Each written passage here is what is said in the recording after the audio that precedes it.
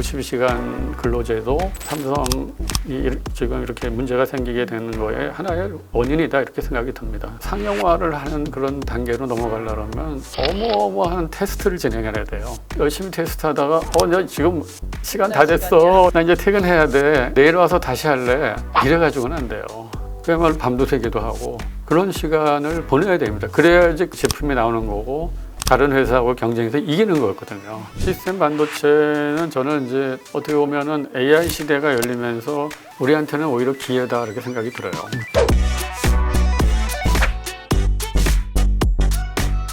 글로벌 반도체 패권을 쥐기 위해서 지금 뭐 미국과 중국 막 너나 할 것 없이 정말 전쟁을 벌이고 있는데 특히 미국이 중국을 좀 제재를 심하게 하고 있잖아요.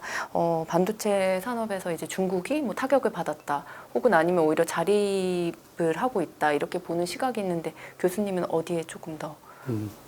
저는 지금 그 제재를 미국이 많이 가긴 가했지만 사실은 중국은 오히려 좀 성장하고 있다라는 쪽에 좀 그렇게 생각을 하고 있습니다. 자립을 하고 있다. 예, 어느 정도는. 근데 이제 그거를 이렇게 봐야 될 것 같아요. 우리가 이제 미국 같은 경우는 일단 초미세 공정, 그러니까 이제 10나노 아래에 있는 것들은 이제 뭐 설계도 못하고 만들지도 못하도록 그렇게 이제 했었고 그 나머지는 할 수 있게 했거든요. 그 나머지에 해당되는 게 레가시입니다. 그래서 레가시 쪽은 얼마든지 투자를 할 수 있게 했는데 그 투자를 한 것들이 최근에 가시적으로 많이 나타나고 있습니다.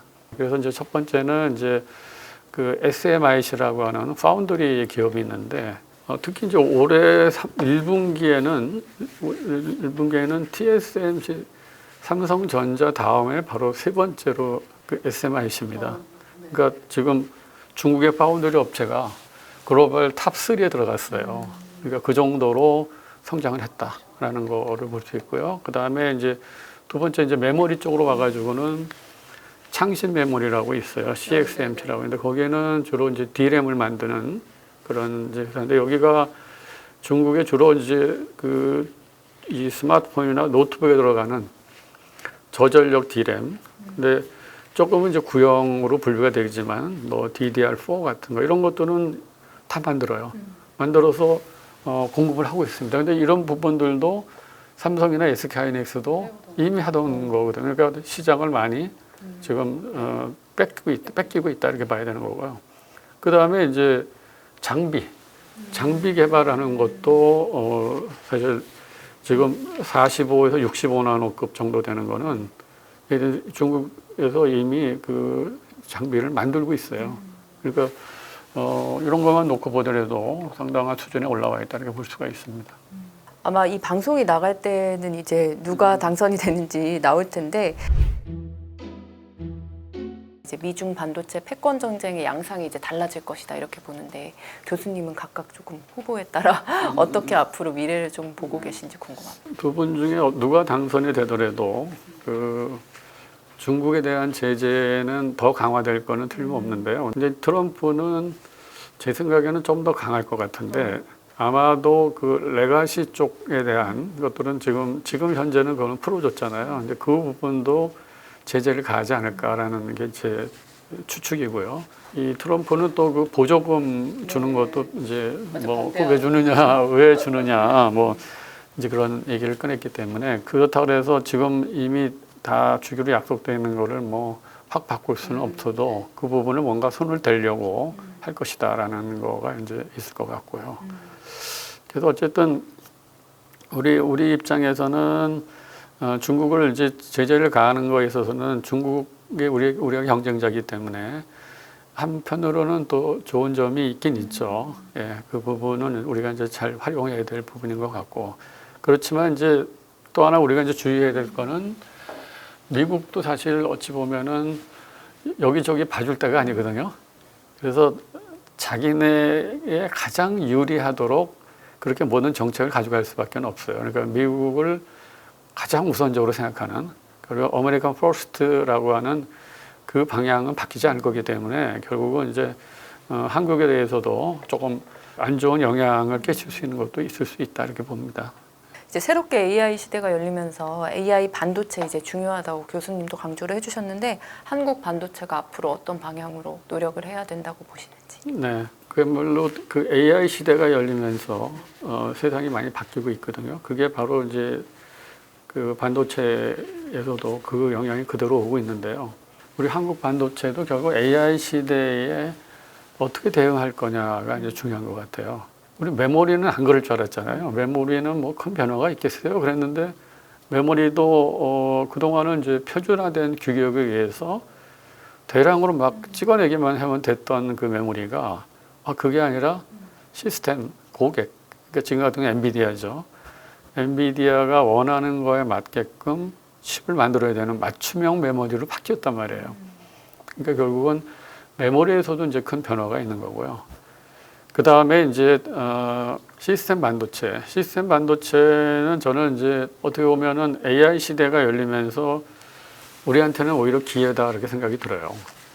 이게 무슨 말씀이냐면은 사실 지금 현재 있는 그 현재의 어떤 제품에 들어가는 칩을 개발해 가지고는 남하고 경쟁해서 이길 수가 없는데 이제 AI라고 하는 이제 새로운 그 어떤 물결이 나왔기 때문에 거기에 우리가 잘 대응만 한다면 얼마든지 AI 시대에서 우리 시스템 반도체 설계 쪽을 확실히 강화할 수 있거든요. 그래서 이제 지금 팹리스 같은 경우는 지금 1%밖에 안 되잖아요.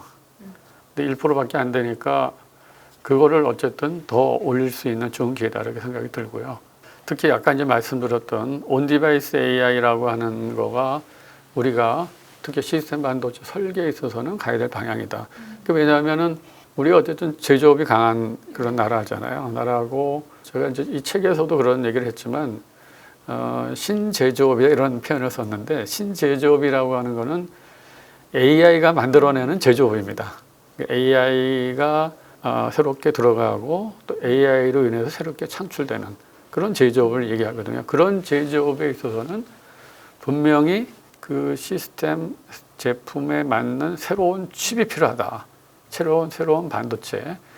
그래서 그때에 우리가 그 칩을 먼저 개발한다면 충분히 가능하다. 그게 결국은 온 디바이스 AI입니다. 그래서 이 IoT하고 연결이 되어 있는 스마트 홈 또는 스마트 시티, 스마트 팩토리 또는 뭐 자율주행 자동차 뭐 이런 것들이 전부 그 영역에 속합니다. 그래서 그 제조업과 그다음에 거기 그 들어가는 제품에 들어가는 또 칩, 우리 그 칩을 동시에 우리가 개발을 해 나간다고 하면 시스템 반도체에서도 우리가 이제 다시 그 조금 더 그 성장시킬 수 있는 좋은 기회가 될 것으로 그렇게 생각이 듭니다. 또 삼성전자가 지금 위기에 빠진 이유 중에 52시간 근무 이야기도 나오거든요. 교수님이 직접 근무하실 때는 어땠나요? 저는 뭐 그 월화수목 금금금으로 일을 했는데 근데 뭐 그게 꼭 맞다 이렇게 저는 뭐 이렇게 생각하지는 않아요. 물론 그 갤럭시 처음 이제 나왔던 S1 모델부터 해서 제가 S4까지 개발을 했고 그때 제가 이제 시스템 소프트웨어 팀장을 맡았었거든요. 그래서 그때 상황을 너무나도 잘 알고 있고 어떻게 보면 갤럭시 신화의 어떤 성공 요인이 뭐냐도 알고 있는데 그걸 잠깐만 말씀드릴게요. 우리가 보통 이렇게 보면은 52시간도 사실 긴 거 아니야? 그 몰입해서 일을 하면은 더 우리가 더 줄여서 일을 해 이런 얘기 하시는 분들도 있잖아요. 근데 그거는 정말 그냥 그야말로 이제 상상에 의해서 말씀하시는 거고 제가 이제 실제 그 일을 해보니까 갤럭시도 마찬가지지만 우리가 어떤 새로운 제품을 만들어서 양산까지 한다고 생각했을 때 처음에 한 20%나 30% 정도는 머리를 써야 됩니다.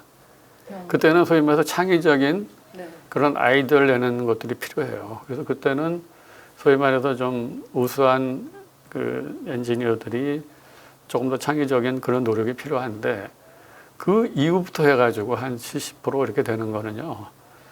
실제로 상용화를 하는 그런 단계로 넘어가려면 어마어마한 테스트를 진행해야 돼요. 그래서 우리가 왜냐하면은 항상 내가 생각한 대로 그대로 결과가 안 나오는 게 당연한 거거든요. 설계를 해도 그렇고 제품을 만들어도 그렇고 테스트를 해야지만 현상이 나오고 현상으로부터 원인을 찾고 원인을 알게 되면 그다음에 그걸 고칠 수 있거든요. 그거를 열심히 테스트하다가 나 지금 시간 다 됐어. 이제 나 이제 퇴근해야 돼. 이제 여기까지만 하고 그다음에 내일 와서 다시 할래.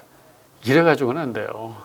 근데 지금 52시간 이렇게 이런 체제에서는 그렇게 할 수밖에 없어요. 그러니까 결국은 연속성 있게 끝까지 테스트를 진행해서 어떤 결과를 내려고 그러면 시간을 많이 투자할 수밖에 없어요. 그러니까 365일 뭐 그렇게 계속 24시간을 하라는 건 아니지만 집중해가지고 어느 시간대에는 그야말로 밤도 새기도 하고 그런 시간을 보내야 됩니다. 그래야지 그 땀이 그게 결과로서 대체대로 이제 그 제품이 나오는 거고 다른 회사하고 경쟁해서 이기는 거였거든요. 근데 지금 체제에서는 할 수가 없어요. 물론 이런 얘기 하는 사람도 있어요. 삼성전자는 그렇다 치고 SK하이닉스는 잘했잖아. 뭐 그렇게 얘기할 수도 있잖아요. 그거는 이제 SK하이닉스도 사실은 그 52시간 문제가 아니고 아마 과거처럼 이랬으면은 더 잘할 수 있을 거고 더 좋은 결과가 나올 수도 있어요. 꼭 HBM뿐만 아니고. 그러니까 산업 전반적인 문제라고 볼 수가 있는데 어쨌든 저는 그 여러 가지 원인 중에 52시간 근로제도 삼성이 지금 이렇게 문제가 생기게 되는 거에 하나의 원인이다 이렇게 생각이 듭니다. 왜냐하면 삼성은 굉장히 그 52시간 근무제를 잘 지켰거든요. 왜냐하면은 특히 이제 이정 회장의 이제 사법 리스크 이런 게 있기 때문에 어느 경우에도 회사에 불법 혐의가 있으면 안 되잖아요. 그러니까 철저하게 지킨 겁니다. 자본 안 나게. 하여간 그런 부분들이 있었습니다. 그래서 저는 이제 모든 부분을 다 그러면 52시간제를 철폐해야 된다 이런 입장은 아니고 연구개발직, 그다음에 전문직 이런 데에서는 사실 조금 더 플렉서블하게 그렇게 이제 우리가 운영할 필요가 있다 이런 생각이 듭니다. 마지막 질문입니다. 반도체 인재 양성을 위해서는 양보다 질이다 이렇게 얘기를 해주셨는데 그 부분 말씀해 주세요. 사실 인구가 줄고 있잖아요. 우선 인구가 줄고 있기 때문에 이제는 정말 질적으로 우수한 인재들이 필요하다고 생각이 들어요. 물론 꼭 반도체뿐만 아니고 다 필요할 수가 있는데 그래서 특히 근데 이 반도체는 사실은 이 학부만 나와가지고는 좀 부족하긴 해요. 그게 저는 이제 석박사급 이제 고급 인력 양성에 초점을 맞춰야 된다 이렇게 제가 생각을 하는데 석사 같은 경우는 6년이잖아요. 4 플러스 2니까. 야, 그거를 굳이 그렇게 할 필요가 있냐. 학석 과정이라는 걸 운영해가지고 5년짜리로 해서 쭉 연결해가지고 가면 충분히 육성이 가능하다. 왜냐하면 저도 이제 대학에 있어서 그게 잘 보이지만 4학년 때는 좀 어영부영합니다. 시간 그냥 보내요. 뭐 취업 준비하니 뭐냐. 그러다가 취업이 잘 안 돼. 나 대학원 진학해야지. 그제서 대학에 진학을 하면은 결국 거의 1년 까먹고 올라가는 거거든요. 그러니까 딱 처음부터 이제 석사급 인력을 목표로 해서 또 그런 학생들을 모집을 해서 그냥 5년 만에 바로 이제 키우는 그렇게 하는 게 좋고 이제 그렇게 하면 뭐 어떤 이점이냐면 집을 설계하는 이 관점에서만 보면은 스펙을 정해서 칩을 설계하고 그 다음에 한번 만들어 볼 수도 있어요. 그래서 그걸 테스트까지 해가지고 이 소위 말해서 한 사이클을 한번 다 돌아볼 수가 있습니다. 근데 만약에 그냥 학부만 하게 되면 또 4학년 때는 뭐 취업 준비하다 그러니까 그런 일 많이 못 시키잖아요. 그래서 5년으로 딱 해놓게 되면 체계적으로 이제 그 칩을 설계하고 만들어보고 테스트까지 실전 프로젝트를 진행할 수가 있는 거죠. 그래서 저는 이제 그 반도체 분야별로 전문 대학원을 별도로 두는 게 좋다고 봐요. 저도 이제 우리 일반 대학원 그 학생들 이렇게 지도를 이렇게 해보면 거기에는 너무나 많은 분야들이 있어가지고요. 그러니까 이제 코스업이나 이런 것들도 그 학생을 전체적으로 보고 그거를 짤 수밖에 없어요. 근데 그렇게 하지 말고 설계만을 위한 대학원 또는 공정만을 위한 대학원 또는 뭐 소자 뭐 이렇게 해가지고 딱 구분을 해서 거기에 집중하게 되면 실제로 그 커리큘럼도 거기에 맞춤형으로 할 수 있거든요. 그래서 그렇게 해가지고 이제 전문 대학을 두는 이제 그런 방향이 좋을 것 같다고 생각이 듭니다. 오늘 교수님 모시고요. 다양한 반도체 이야기 나눠봤습니다. 오늘 말씀 감사합니다. 네, 감사합니다.